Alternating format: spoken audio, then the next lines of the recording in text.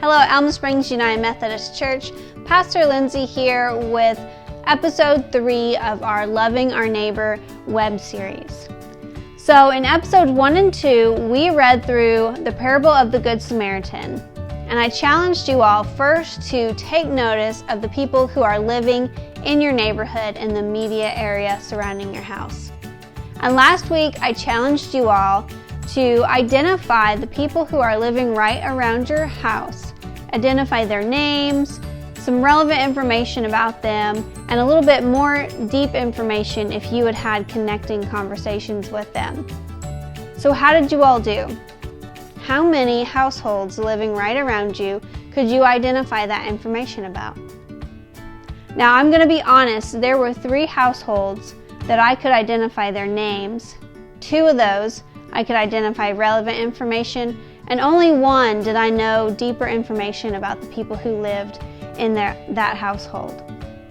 So we're talking about loving our neighbors and connecting with our neighbors, but why does all of this really matter?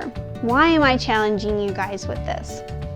Well, I would like to read from 1 John chapter 4 for you all on God's love and our love for each other, starting in chapter 7. Dear friends, let us love one another, for love comes from God. Everyone who loves has been born of God and knows God. Whoever does not love does not know God, because God is love. This is how God showed His love among us. He sent His one and only Son into the world that we might live through Him. This is love. Not that we loved God, but that He loved us and sent His Son as an atoning sacrifice for our sins.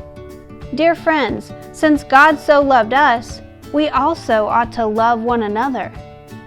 No one has ever seen God, but if we love one another, God lives in us, and His love is made complete in us. So it's important that we start to love the people who live right in our neighborhood, because when we love them well, it is showing them the love of God, and it is showing them the character of God and who God is, that God cares about them and He wants to know and love them. So it's all about relationship. It's not about getting to know our neighbors just so we can invite them to church one weekend and check off that box and say we're done. No, it goes much deeper than that.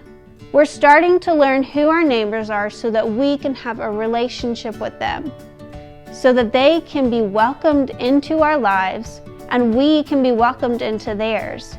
And through this relationship, we can show them what love looks like. As Christians, we are called to love our neighbors. So if we're not loving our neighbors, then who is? So I want to challenge you guys again this week. Next weekend, we have our Bluegrass and Bonfire evening at 4 p.m. at Daryl and Heather Froud's home.